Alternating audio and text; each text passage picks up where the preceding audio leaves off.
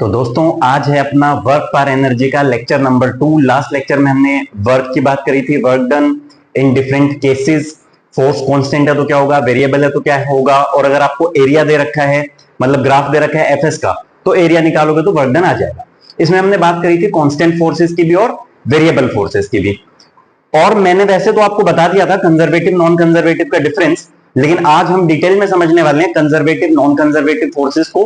उसके बाद हम चर्चा करेंगे काइनेटिक और पोटेंशियल एनर्जी पे और इक्विलिब्रियम पे भी।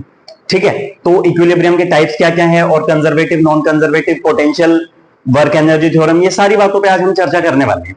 ठीक है, तो एक बार इसको समराइज करते हैं। पहले कंजर्वेटिव नॉन कंजर्वेटिव का मैं आपको एक और बार एक्सप्लेनेशन दे देता हूं कि देखो, कंजर्वेटिव फोर्स का मतलब मैंने आपको बोला था, आप इस तरीके से याद रखो, के फॉर कंजर्वेटिव, के फॉर काम की बात। अगर आपका वर्क डन पाथ पे डिपेंड नहीं करता तो अच्छी बात है, डिपेंड करना ही नहीं चाहिए। काम की बात तो यही है ना कि पाथ पे डिपेंड ना करे। अगर वर्क डन पाथ पे डिपेंड नहीं करता किसी भी फोर्स द्वारा, तो आप कह सकते हो कि वो कंजर्वेटिव फोर्स है। और अगर नॉन कंजर्वेटिव है तो पाथ पे डिपेंड करेगा, जैसे फ्रिक्शनल फोर्स है, एयर ड्रैग है, ये सारी बातें। अब आप बोलो सर कंजर्वेटिव का एग्जांपल दो। कंजर्वेटिव का एग्जांपल ये है कि जैसे आपने एक पार्टिकल यहां से यहां तक लिफ्ट करवाया, तो वर्क डन बाय ग्रेविटी कितना हुआ, -mgh। चाहे आप ऐसे ले जाओ ग्रेविटी तब भी उतना ही करेगी, यानी कि पाथ पे डिपेंडेंसी नहीं है, इसलिए कंजर्वेटिव है, काम की बात है। दूसरी बात, point to be noted, conservative force हमेशा वो फोर्स है, जब भी जैसे आप पोटेंशियल एनर्जी की बात करोगे तो वो हमेशा कंजर्वेटिव फोर्सेस के लिए ही डिफाइंड है ना। तो कंजर्वेटिव फोर्स की आप जब भी बात करोगे तो उसके साथ, उस फोर्स के साथ एसोसिएटेड होगी एक पोटेंशियल एनर्जी, जिसका रिलेशन कुछ इस प्रकार से होता है, F is equal to -du/dr। Right, तो कंजर्वेटिव के साथ पोटेंशियल एनर्जी हमेशा डिफाइंड होगी, हमेशा एसोसिएटेड होगी, और इस तरीके से आप बता सकते हैं। अब एक बात यह है कि अगर आपका फोर्स जीरो होता है तो du/dr जीरो आएगा, मतलब कि u की वैल्यू या तो मैक्सिमम होगी या मिनिमम होगी या कुछ और भी होगी, तो एक अलग मैटर है, लेकिन du/dr की वैल्यू जीरो आएगी।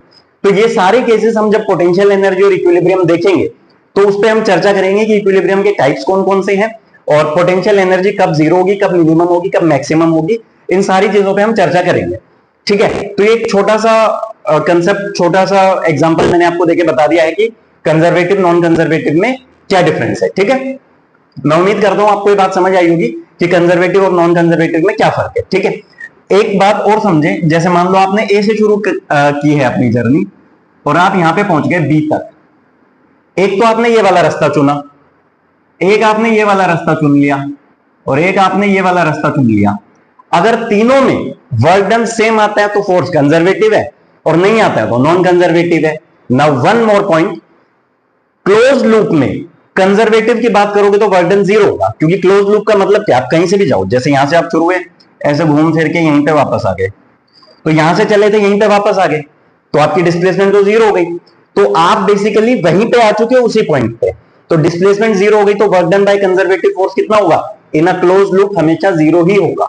ठीक है, चलो चर्चा को आगे बढ़ाते हैं और अब हम चर्चा करते हैं काइनेटिक एनर्जी पे।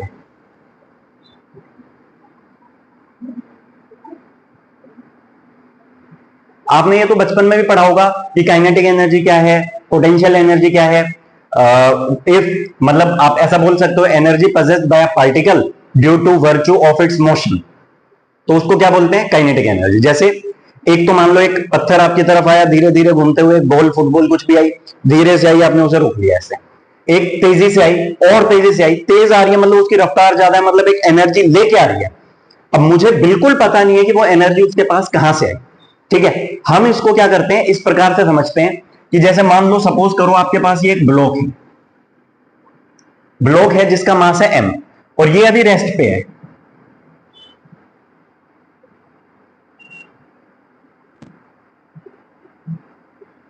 ये ब्लॉक रेस्ट पे है, तो आपने क्या किया, धक्का मारा, खींचा खींचा खींचा, फोर्स लगाया, खींचते हुए लगे, तो आपने क्या किया, उस पर वर्क डन किया, आपने अपनी एनर्जी खर्च करी। वो एनर्जी गई कहां, बेसिकली आपने एनर्जी खर्च करी, मतलब आपने वर्क डन किया, और जो आपने वर्क डन किया वो गया कहां, वो इसकी काइनेटिक एनर्जी में आ गया। ये बेचारा शांति से बैठा हुआ, कोई काइनेटिक एनर्जी नहीं थी इसकी। अब आपने इस पे फोर्स लगाया और इसको एक्सेलरेट किया, एक पर्टिकुलर रफ्तार तक आपने इसको एक्सेलरेट किया। मान लो अभी ये रेस्ट पे था, u इज इक्वल टू 0, और अभी फाइनली ये किस रफ्तार पे आ चुका है, v पे। तो आपने इस पे कितना वर्क डन किया? आप बोलो सर ये तो कैलकुलेट करना पड़ेगा। अच्छा, अभी इसकी काइनेटिक एनर्जी कितनी है? इनिशियली 0 है, फाइनली इसकी काइनेटिक एनर्जी कितनी है? हाफ mv स्क्वायर के बराबर है, राइट? कितनी है ये आपको पता है, हाफ mv स्क्वायर है। ये एनर्जी इसको किसने दी? ये एनर्जी इसको आपने ही दी, यानी कि आपने जो वर्क डन किया इस पे, वो किसके बराबर आना चाहिए? Half mv square. हम ऐसा करते हैं, इसको कैलकुलेट करके देखते हैं कि क्या ये हाफ mv स्क्वायर के बराबर आता है। तो इसकी कैलकुलेशन हम कुछ इस प्रकार से करेंगे। हमें पता है कि हमने जो वर्क डन किया वो होगा भाई force into displacement, same direction में है, ऑब्वियसली तो कोई परेशानी वाली बात नहीं है। मान लेता हूं मैंने इसी प्रकार से फोर्स F लगाया था, ठीक है सर, मान लिया। तो अब इस फोर्स की क्या वैल्यू लिखूं? फोर्स होता है ma, फोर्स कितना होता है? ma, और S की value v square minus u square by by 2a, ठीक है। अब a से a काट देंगे, u की वैल्यू 0 है, तो ये तो, अरे सर ये तो हाफ mv स्क्वायर के बराबर ही आ गया। क्या यही इसकी काइनेटिक एनर्जी है? अब सोचो, अगर मान लो यहां पे कुछ फ्रिक्शन भी होता तो ये दोनों बातें अलग अलग आ जाती। पूछो कैसे? क्योंकि अब इसकी एक्सेलरेशन कुछ और होती, फ्रिक्शन डी एक्सेलरेट कर रहा होता। अभी तो हमने सीधा F is equal to m a लिख दिया, क्योंकि हमने यहां पे कोई और फोर्स कंसीडर किया ही नहीं है। अगर ये फ्रिक्शनलेस ना हो के फ्रिक्शन होता, और सपोज मैंने इतना वर्क डन किया, सपोज इस हाफ mv स्क्वायर की वैल्यू है 100 जूल, और फ्रिक्शन ने वर्क डन कर दिया है 20 जूल का, तो अब इसकी काइनेटिक एनर्जी होगी 80 जूल, क्योंकि उस केस में फ्रिक्शन ने भी वर्क डन किया होगा, राइट? तो यहां से मैं ऐसा करता हूं, आपको बताता हूं work energy theorem. Work energy theorem. हाँ सर बताओ, वर्क एनर्जी थ्योरम का क्या तात्पर्य है? देखो समझो अब बात को। वर्क एनर्जी थ्योरम का मतलब यह है कि work done by all forces, all forces का मतलब conservative and non conservative, is equal to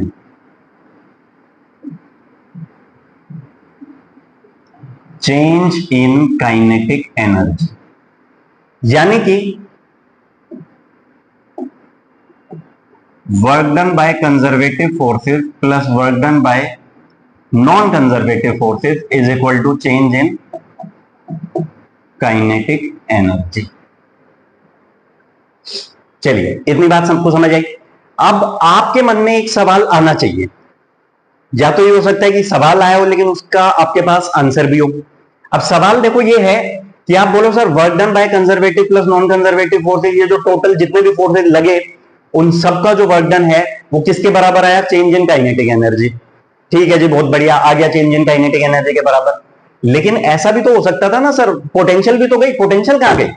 मान लो आपको नहीं लगता कि ऐसा कुछ होना चाहिए, work done by all forces is equal to change in kinetic energy plus potential energy? नहीं आया सवाल? हाँ, तो आप समझो ये जो work done by conservative force है ना, ये आपका पोटेंशियल एनर्जी के बराबर ही आएगा। चेंज इन पोटेंशियल एनर्जी इसलिए नहीं आया क्योंकि यहां पे कंजर्वेटिव फोर्सेस का जो वर्क डन होता है वो पोटेंशियल एनर्जी के का हिसाब किताब यहां पे हो जाएगा। कैसे? देखो, प्लस माइनस ये चीजें आपको देखनी पड़ेंगी। हम क्या करते हैं, एक दो एग्जांपल लेके इसको समझते हैं, ठीक है? मैं उम्मीद करता हूं आपको इतनी बात समझ आई होगी कि work done by conservative plus non conservative forces is equal to change in kinetic energy है। पोटेंशियल एनर्जी इसलिए नहीं है क्योंकि work done by conservative force में वो पॉइंट अपना कवर हो चुका है। एग्जांपल समझें? चलो, जैसे आप बोलोगे सर एक पार्टिकल है, ये हमने h हाइट से रिलीज कर दिया है, ठीक है? ये पहुंच गया जी यहां से यहां पे, मास ले लो इसका m। आप बताओ, या मास नहीं भी दे रखा हो तो आप बोलो कि सर यहां से हमने गिराया h हाइट से, अब बताओ यहां पे इसकी काइनेटिक एनर्जी कितनी होगी? दो केसेस हम अलग अलग मानेंगे। पहले केस में हम क्या करते हैं, एयर रेजिस्टेंस को नेग्लेक्ट कर देते हैं, ठीक है? हमने क्या बोला है, एयर रेजिस्टेंस नेग्लेक्ट हो गई। तो आपको ये बताना है h हाइट से कोई पार्टिकल गिरा तो किस रफ्तार से गिरेगा। अब आप क्या करो, इसमें वर्क एनर्जी थ्योरम लगाओ। आप बोलो सर ये तो हमें वैसे ही पता है, √2gh होता है। हाँ बिल्कुल पता है। आप ऐसा भी कह सकते हो सर पोटेंशियल एनर्जी में जितनी गिरावट आएगी उतनी काइनेटिक एनर्जी गेन हो जाएगी। बिल्कुल ऐसा बोल सकते हो आप, लेकिन हम लगाते हैं वर्क एनर्जी थ्योरम। लगाओ, work done by conservative plus work done by non conservative forces is equal to delta K E. Conservative force यानी कि अर्थ का जो ग्रेविटेशनल फोर्स है वही फोर्स इस पे लग रहा है। तो ठीक है, आ जाओ नीचे, यहां से यहां तक हम आए तो अर्थ ने कितना, ग्रेविटी ने कितना वर्क डन किया होगा, m g h. Non conservative force कोई है नहीं, is equal to half m v square. Suppose यहां से यहां तक आने में इसकी यहां पे रफ्तार थी v इज इक्वल टू 0 और यहां पे v is equal to v ले लो, तो m से m काट दो, v की वैल्यू अगेन आपके पास कितनी आएगी, √2gh। ठीक है, बिल्कुल बेसिक बेसिक सी बातें चल रही है, डोंट वरी, मैं आपको एडवांस लेवल के सवाल भी करवाऊंगा। आगे चलते हैं, एक और सवाल लेते हैं। इस बार आप ऐसा करो, मान लो एक पत्थर है, ये इसका वजन ले लेते हैं 20 ज्यादा हो जाएगा, ऐसा करो 10 किलो ही ले लो। अलाउड टू फॉल, कितनी दूर गिराइए, ऐसा करते हैं इसको हम 20 मीटर गिरा देते हैं और इस पर्टिकुलर इंस्टेंट पे इसकी रफ्तार u तो 0 है, यहां पे इसकी रफ्तार है 10 मीटर पर second. Find the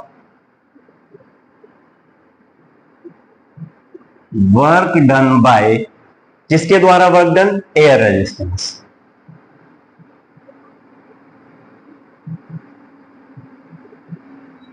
air resistance ने कितना कार्य किया ये आपको कैलकुलेट करना है, फटाफट कैलकुलेट करके बताइए। चलिए इतने मैं करूं calculate, work done by conservative plus work done by non conservative is equal to delta K E. देखो एक बात तो यह कि आप इसमें वर्क एनर्जी थ्योरम लगाओ, दूसरी बात यह है आप इसमें सिर्फ कॉमन सेंस लगाओ। आप बोलो सर यहां से गिरे हम तो 10 किलो का मास था, यहां पे कितने भी किलो का मास हो, 20 मीटर गिरने के बाद आप काइनेमेटिक्स का लेक्चर नंबर 2 एक बार देख लें कि 20 मीटर गिरने के बाद इसकी रफ्तार होनी चाहिए थी 20। कितनी रफ्तार होनी चाहिए थी, 20, लेकिन है कितनी, 10। बस, तो जो 20 होनी चाहिए थी तो तब जो काइनेटिक एनर्जी होती और अभी जो है, इन दोनों का डिफरेंस ही आपका आंसर है। यानी कि मैं डायरेक्ट आपको कहूं तो इसका आंसर आएगा हाफ, मास है 10, 20 का स्क्वायर माइनस 10 का स्क्वायर, ये कितना आएगा, 400 माइनस 100 300, 1500 जूल। क्या ये आपका आंसर आएगा, नहीं, आपका आंसर आएगा -1500। क्यों, क्योंकि फोर्स ऊपर लग रहा है ना, एयर रेजिस्टेंस तो अपोज कर रही है इसके मोशन को। ठीक है, अब इधर आओ, इसके हिसाब से निकालते हैं। Work done by conservative force, यानी अर्थ ने कितना वर्क डन किया, लगा दो mgh। मास है 10, h है 20, m है 10, g है 10 और h है 20। कितना हो गया, ये 2000 हो गया। ठीक है जी, plus work done by non conservative यानी कि air resistance is equal to delta K ही हाफ, मास कितना है भाई 10 किलो, और v स्क्वायर का मतलब सीधा 100 लिख दूं। ठीक है, तो work done by air resistance आप कैलकुलेट करो, यहां से कितना आएगा, 500 minus 2000 is equal to -1500 joule. यही आपका आंसर है। इस तरीके से भी कर सकते हैं आप, और लॉजिकली ऐसे भी सोचा जा सकता है, पर ध्यान रहे साइन कन्वेंशन का आपको हमेशा ख्याल रखना है। ठीक है, नहीं तो सवाल आपका गलत हो जाएगा, and that will give you अ -1। चलो, मैं उम्मीद करता हूं आपको इतनी सारी बातें समझ आ गई होंगी। अब हम अपनी चर्चा को थोड़ा और आगे बढ़ाते हैं। ठीक है, तो ये काइनेटिक एनर्जी पे सवाल हो गए। अब कुछ सवाल हमारे पास इस प्रकार से भी आते हैं कि if the linear momentum of a particle या ऑफ एन ऑब्जेक्ट या of a body is increased by 10%, तो बताओ काइनेटिक एनर्जी में क्या फर्क आएगा। अब देखो इसको समझो ध्यान से, काइनेटिक एनर्जी क्या होती है, half mv square, all agreed. ठीक है, ऊपर नीचे m से मल्टीप्लाई कर दूं तो ऐसा आ जाएगा, यानी कि p square is equal to 2mk। यहां पे आपने बेसिकली निकाला k is equal to p square by 2 है। जनरली क्या होता है, एक पर्टिकुलर ऑब्जेक्ट की बात हो रही होती है तो मास हम कांस्टेंट लेके चलते हैं। जैसे कि एक ऑब्जेक्ट है, उसने अपनी रफ्तार बढ़ाई, रफ्तार घटाई, उसके कोरेस्पॉन्डिंग मोमेंटम में चेंज आया या काइनेटिक एनर्जी में चेंज आया। अब यहां से आप क्या बोल सकते हो कि K is proportional to P square, but कब? If M is constant. अगर M कांस्टेंट नहीं है तो वो नहीं हो पाएगा। ठीक है, ठीक है जी, इतनी बात समझ आ गई सर। आगे चलो, आगे चलते हैं। क्वेश्चन, पहला क्वेश्चन ये है कि अगर मोमेंटम डबल कर दिया जाए तो काइनेटिक एनर्जी कितनी होगी? If momentum of a particle is doubled, या आपको ये बोला जाए कि ये 100% बढ़ा दिया तो काइनेटिक एनर्जी कितनी बढ़ेगी? तो काइनेटिक एनर्जी का क्या होगा बताओ? अब बता सकते हो सर मोमेंटम डबल हो गया तो काइनेटिक एनर्जी 4 टाइम्स आ जाएगी। कितने टाइम्स आएगी? 4 टाइम्स। मोमेंटम 3 गुना करोगे, काइनेटिक एनर्जी 9 गुना हो जाएगी। ठीक है, इस तरीके के सवालों में हमें कोई परेशानी नहीं है। नेक्स्ट क्वेश्चन लिखो आप, इफ P इज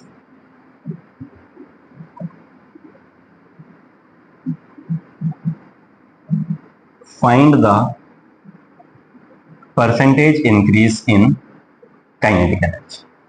अगर लीनियर मोमेंटम एक ऑब्जेक्ट का, एक पार्टिकल का 10% बढ़ता है तो आपको ये बताना है कि काइनेटिक एनर्जी कितने परसेंट बढ़ेगी, है ना? सिंपल सी बात है, बहुत बेसिक सवाल है, पहले आप खुद इसको ट्राई करें उसके बाद समझें। तीसरा क्वेश्चन भी लिख लो जिसका हो गया 20% बढ़ाओ तो काइनेटिक एनर्जी कितनी बढ़ेगी। समझे इसको, देखना ध्यान से।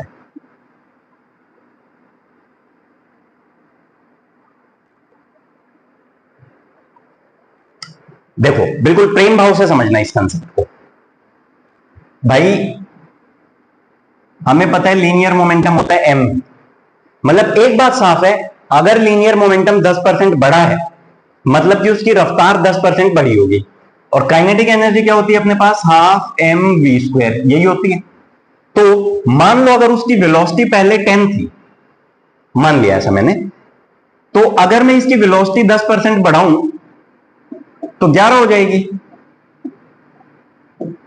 v² पहले कितना था? 100, अब कितना होगा? 121। पहले पार्ट का आंसर आपका यही है, 21%।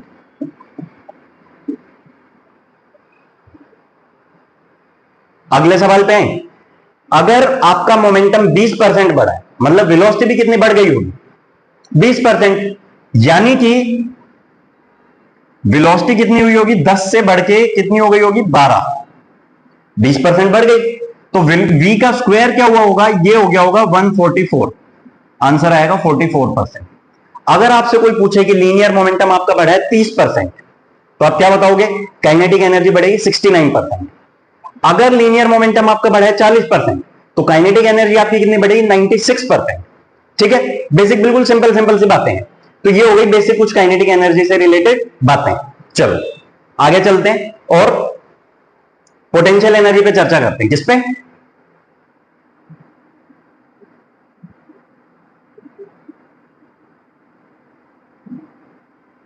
Potential energy. अब देखो, आप बोलो सर ये हमने सुना है बचपन से। वैसे तो जब आप ग्रेविटेशनल पोटेंशियल एनर्जी पढ़ोगे या इलेक्ट्रोस्टैटिक पोटेंशियल एनर्जी पढ़ोगे, जो कि इलेक्ट्रोस्टैटिक पोटेंशियल एनर्जी का मैंने लेक्चर नंबर 7 अपलोड कर दिया इलेक्ट्रोस्टैटिक्स का, तो वो आप जाके देख सकते हैं। तो वहां पे मैंने बहुत डिटेल में समझाया कि पोटेंशियल एनर्जी कभी भी किसी इंडिविजुअल के लिए डिफाइंड नहीं होती है। ये क्या है? सिस्टम की होती है ना? तो हम किस तरीके से बात करते हैं कि बचपन में भी आपने पढ़ा होगा energy associated by the position. Position का मतलब जैसे देखो, हर एक पर्टिकुलर डिपार्टमेंट में अलग अलग पोजीशन है, उस हिसाब से आपकी एनर्जी है, लेकिन वो बेसिकली आपकी एनर्जी नहीं है, वो सिस्टम की एनर्जी है, क्योंकि और आप उस सिस्टम में एसोसिएटेड हो।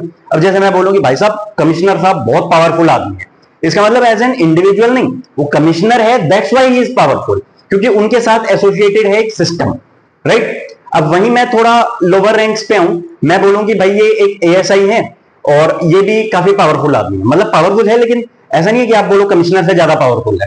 कांस्टेबल है, उनकी भी थोड़ी बहुत पावर है, लेकिन वो पावर डिपार्टमेंटल पावर है, वो पुलिस में है, इसलिए इंडिविजुअल की बात नहीं कर रहा हूं। तो ऐसा हो सकता है कि आपके पास ग्रेविटेशनल पोटेंशियल एनर्जी भी है, इलेक्ट्रोस्टैटिक पोटेंशियल एनर्जी भी है, कई प्रकार की पोटेंशियल एनर्जी है ना। तो पोटेंशियल एनर्जी एक सिस्टम की होगी, सिस्टम में कौन कहां आप किस पोजीशन पे हो, उस पोजीशन से आपकी एनर्जी डिसाइड होती है। और पोटेंशियल एनर्जी के साथ हमेशा एसोसिएटेड होगा क्या, बोलो क्या एसोसिएटेड होगा, कंजर्वेटिव फोर्स। ठीक है, तो पोटेंशियल एनर्जी आपने बात करी कि जी हमेशा सिस्टम की बात करी जाएगी, ये एक इंडिविजुअल की नहीं होती। Energy possessed by virtue of its position. वही एक ऑफिसर जब डीएसपी की रैंक पे है वो पावरफुल है, जब वो एसपी की रैंक पे गया वो और ज्यादा पावरफुल हो गया। भले ही आप बोलो सर उसको तो बुजुर्गियत का एहसास होने लग गया होगा, लेकिन रैंक के हिसाब से पोटेंशियल एनर्जी आज की तारीख में उसकी ज्यादा है। तो क्या आपको इतनी बातें समझ आई? ठीक है, अब पोटेंशियल एनर्जी में जनरली हम जो पढ़ते हैं वो क्या क्या पढ़ते हैं, एक तो स्प्रिंग पोटेंशियल एनर्जी,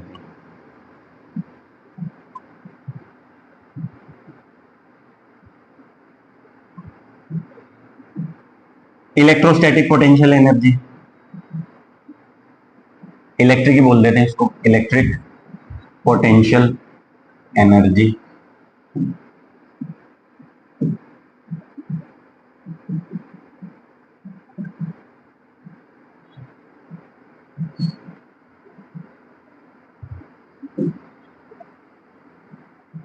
और ग्रेविटेशनल पोटेंशियल एनर्जी।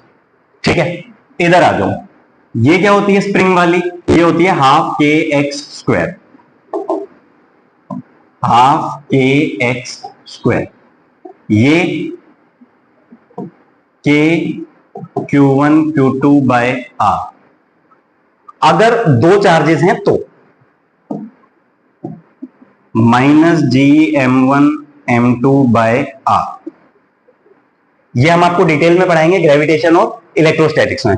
इलेक्ट्रोस्टैटिक्स भी आप जाके पढ़ना चाहें तो पढ़ सकते हैं, अभी कोई परेशानी वाली बात नहीं है। और ग्रेविटेशन जल्द ही 2-4-5 दिन में आपके पास आने वाला है। ठीक है, तो ये बेसिकली इस तरीके से कुछ है। आपको ध्यान होगा भी थोड़ी देर पहले मैंने बताया था F is equal to minus d u by d are.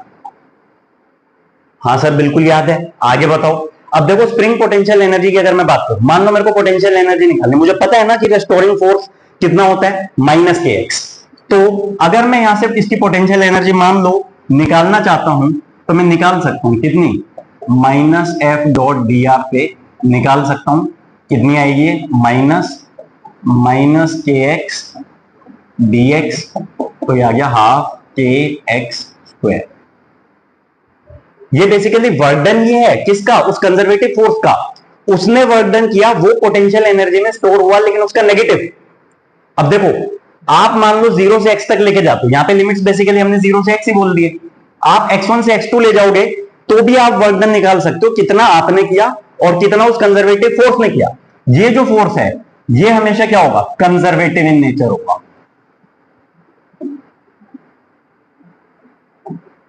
याद रहे ये फोर्स हमेशा कंजर्वेटिव इन नेचर होगा।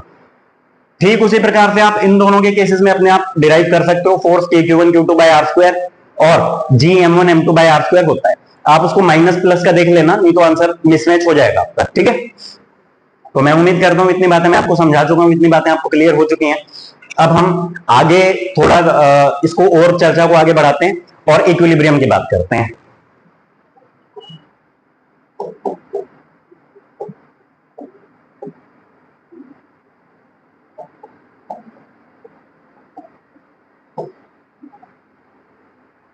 Types of equilibrium.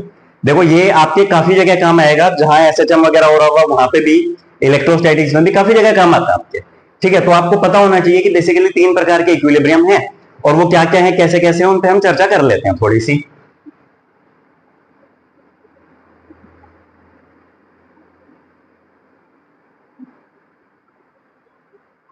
देखो इक्विलिब्रियम में होने का मतलब है, अगर देखो अभी मैं रोटेशनल इक्विलिब्रियम की बात नहीं कर रहा हूं, मैं बात कर रहा हूं सिर्फ ट्रांसलेशनल इक्विलिब्रियम की।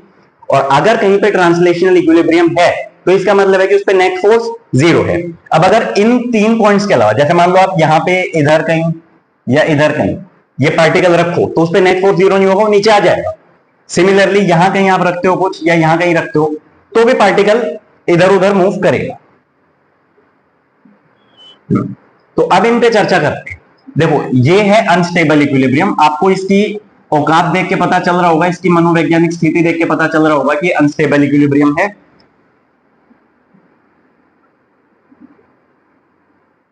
और ये जो है ये स्टेबल है, ये गरीब न्यूट्रल है। इनका डिफरेंस एक बार ही पता करते हैं। पहली बात तो यह है कि इन तीनों पे at this particular moment, at this particular instant and at this particular position, इन पे नेट फोर्स जीरो है। क्या है? जीरो। तो यानी कि अगर आप du बाई डी आर देखेंगे, फोर्स क्या होता है आपका? Minus du by d are. Force zero है मतलब du by d are zero है।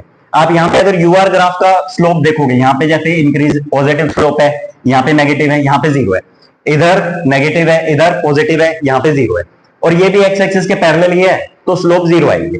तो बेसिकली नेट फोर्स जीरो है मतलब पोटेंशियल एनर्जी इनकी पीक पे है, मतलब du बाई डी आर तो जीरो है, क्योंकि यूआर ग्राफ का जो स्लोप है वो जीरो आएगा, और टेंजेंट भी जो है वो कहां पे आएगी? एक्स एक्सिस के पैरेलल आएगी। ठीक है, अब इन तीनों में कुछ डिफरेंस है। सबसे पहले अनस्टेबल पे चर्चा करते हैं।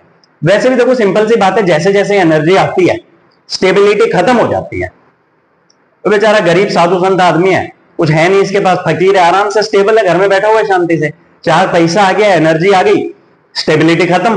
तो अब आप यहां पे ऐसा समझो कि ये जो अनस्टेबल इक्विलिब्रियम है, इसकी पोटेंशियल एनर्जी मैक्सिमम है। कैसी है इसकी पोटेंशियल एनर्जी? मैक्सिमम है। कितनी है? मैक्सिमम है।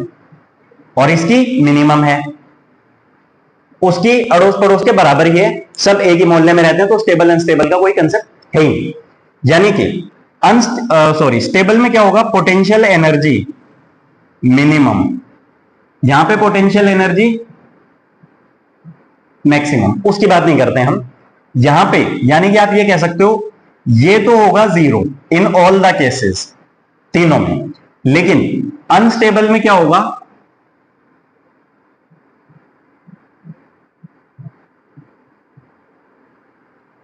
इसका double derivative d2u by d r two, ये लेस देन जीरो आएगा। क्या आएगा?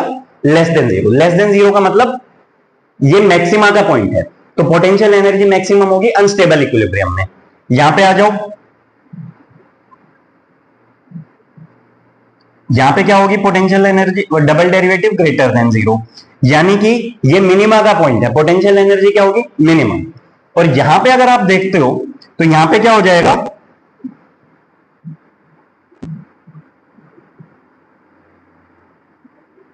जीरो आएगा, क्योंकि अड़ोस पड़ोस में भी वही माहौल है, सब एक जैसे इक्वालिटी में विश्वास रखते हैं। आपको एक और बात बताता हूं एडिशनल पॉइंट इनके रिगार्डिंग। अगर अनस्टेबल इक्विलिब्रियम को आप थोड़ा सा डिस्प्लेस करोगे, पूरा डिस्प्लेस हो जाएगा। ये बेचारा संत आदमी है, इसे आप बोलो ये अपनी जिंदगी में खुश है, आप उधर ले जाओगे ये वापस आ जाएगा, आप इधर ले जाओगे ये तब भी वापस आ जाएगा। ये अपनी जिंदगी में खुश है, एक बार आपने खींचा यहां पे छोड़ दिया बेचारे को, अब ऐसे भटकता रहेगा। अगर इसको स्लाइटली डिस्प्लेस करते हैं तो ये ऑसिलेट भी करता है। ये बातें हम एसएचएम में जब पढ़ेंगे डिटेल में तो मैं बताऊंगा आपको। अभी के लिए आप ये ध्यान रखें कि अनस्टेबल इक्विलिब्रियम को, ये पॉइंट आपको लिखना है नोटबुक में, अगर अनस्टेबल इक्विलिब्रियम को आप थोड़ा सा छेड़ देते हैं, थोड़ा भी डिस्प्लेस करते हैं, तो जिस डायरेक्शन में आपने थोड़ा डिस्प्लेस किया है उस डायरेक्शन में और डिस्प्लेस हो जाएगा। जैसे यहां पे थोड़ा सा गया, इधर थोड़ा सा, गेम ओवर। ये बेचारा बहुत बढ़िया आदमी है, जितना छेड़ोगे उतना ही छेड़ेगा। इधर चलें, हाँ चलो, इधर चलें, चलो, जहां पे ले जाओगे वहीं तक जाएगा। ये न्यूट्रल आदमी, संत आदमी। चाय पीने चलें, चलो, कॉफी पीने चलें, चलो, यहां चलें, चलो, जहां ले जाओगे वहीं तक जाएगा। ये उस तरीके का, ये उत्सुक है, बस आप दूर से हेलो घर तक छोड़ाएगा। ये उतना उतावला है क्योंकि इसके पास एनर्जी बहुत ही ज्यादा है, और ये बेचारा गरीब, या कहीं जाना ही नहीं चाहता थे, उधर चले, इधर चले, वापस आ जाएगा। ये कुछ इस तरीके का बिहेवियर रखता है। ठीक है, तो मैं उम्मीद करता हूं आपको इक्विलिब्रियम पे भी बात समझ आ गई होगी। अब हम ऐसा करते हैं, पोटेंशियल एनर्जी से रिलेटेड एक सवाल करते हैं। पोटेंशियल एनर्जी मैंने आपको बता दी थी क्या है, कैसे है ना। तो और ये ग्रेविटेशनल पोटेंशियल एनर्जी ये है, बेसिकली आपके केस में आप mgh पढ़ के ही काम चला लोगे, और एक्चुअल में क्या होता है,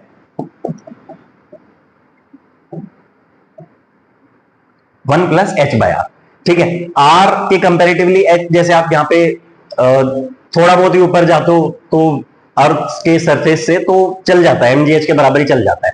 अगर h जो है आर के कंपेरेटिवली बहुत ही छोटा है तो बात बन जाती है। ठीक है, अब हम आगे चर्चा करते हैं। मान लो u की वैल्यू आपको दी हुई है ax स्क्वायर माइनस bx। जाहिर सी बात है कोई फोर्स है, कंजर्वेटिव फोर्स होगा, उसके साथ एसोसिएटेड एक पोटेंशियल एनर्जी है। ठीक है, आपको यह बताना है कि इस सिस्टम में जो इक्विलिब्रियम पॉइंट है वो कौन सा है, और वो जो इक्विलिब्रियम पॉइंट है वो स्टेबल है, अनस्टेबल है या न्यूट्रल है। ठीक है, पहले आप सवाल सॉल्व कीजिए, उसके बाद डिस्कस करेंगे।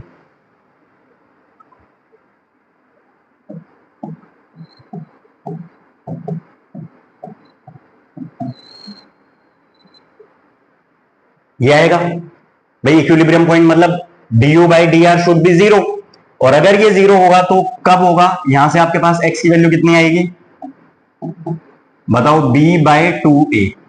कितनी आएगी, b बाई टू ए। अब दूसरी बात, अब आपको देखना पड़ेगा डबल डेरिवेटिव। क्या देखना पड़ेगा, डबल डेरिवेटिव, जो कि आएगा 2a।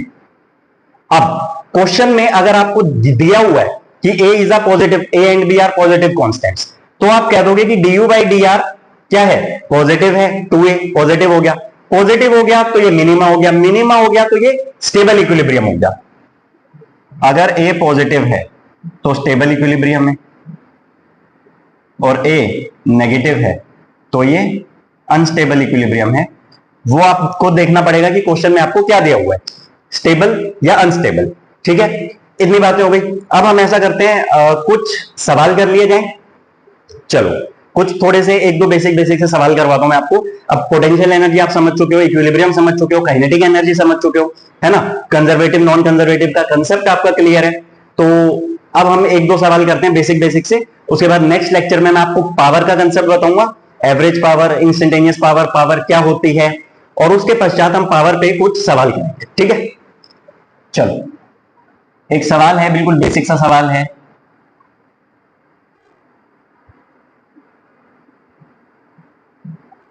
ये m ऑब्जेक्ट है, छोटा सा ही ऑब्जेक्ट है, यहां तक लाया गया है इसको, दिस एंगल इज थीटा। आपने एक वेरिएबल फोर्स लगाया था f, मतलब कैसे, ऐसे लटका हुआ था, ten ten ten ten ten ten ten, ऐसे करते करते आप इसको जहां तक धीरे धीरे रगड़ते घिसते ले आए, रेंग रेंगते हुए। आपको बताना है इस फोर्स f ने कितना वर्क डन किया। बहुत ही आसान सवाल है, सिंपल सा सवाल है। आप इसमें वर्क एनर्जी थ्योरम लगा सकते हैं, कॉमन सेंस लगा सकते हैं, कुछ भी लगा सकते हैं, जो मेथड आपको अच्छा लगे आप वो लगाइए, सोल्व करके आंसर बताइए। आप कह दो सर इसने क्या करा है, इसने कुछ करा तो है नहीं, सब कुछ सारे सरफेस वगैरह स्मूथ है, यहां से रस्सी पे भी कुछ तनाव खिंचाव है नहीं, तो जाहिर सी बात है इसने वर्क डन क्या किया है, अगेंस्ट ग्रेविटी। तो सिंपल सी बात है, आप बोल दोगे कि सर अगर सपोज मान लो ये h है, तो आंसर आ गया सीधा सीधा mgh, और h की वैल्यू आप कैलकुलेट कर लोगे। कैसे करोगे, अगर ये लेंथ आपको l दे रखी है मान लो, तो ये हो जाएगा l cos थीटा, तो ये वाली वैल्यू कितनी आएगी, l minus l cos theta. तो फाइनली आपका आंसर आया work done by force F mgl 1 minus cos theta. Basic सा सवाल था। ठीक है, एक सवाल और करते हैं बेसिक सा।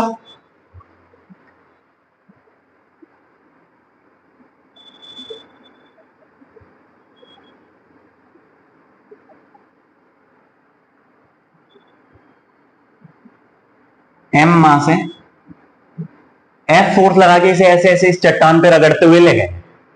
ये लेंथ आपको दे रखी है कितनी, L, और ये हाइट आपको दे रखी है कितनी, H। Question, work done by force F, यहां से यहां तक इसको लेके गए, ठीक है, और इस बार क्या आपके पास फ्रिक्शन भी है, म्यू। अब बताओ, अगर दोनों केसेस में बताओ, अगर फ्रिक्शन नहीं होता तो क्या आंसर आता, तो आता सर सीधा सीधा ऐसे ले गए, बस इधर ले जाने में तो कोई दिक्कत थी नहीं, ऊपर ले जाने में दिक्कत हुई, वर्क डन अगेंस्ट ग्रेविटी करना पड़ा, और आंसर आ गया mgh। लेकिन वो कब आएगा, जब फ्रिक्शन नहीं होगा। अब आप समझो कि इसको आप इस तरीके से ले जा रहे हो, इस रास्ते को आप ऐसे भी समझ सकते हो, आप इसको ऐसे भी मान सकते थे, पहले ऐसे फिर ऐसे, यानी कि ये इस पे डिपेंड नहीं कर रहा है। बेसिकली आप जब यहां से यहां तक गए, तो इस छोटे से पोर्शन को आप ऐसे कंसीडर करो, दिस प्लस दिस, यानी ऐसे रगड़ा उठाया, ऐसे ऐसे, मतलब इस तरीके से फ्रिक्शन के अगेंस्ट आप ऐसे गए हो, इधर इधर, तो यानी उठाने में तो अगेंस्ट ग्रेविटी वर्क डन होता जाएगा थोड़ा थोड़ा थोड़ा, और ऐसे रगड़ने में फ्रिक्शन के अगेंस्ट होता जाएगा।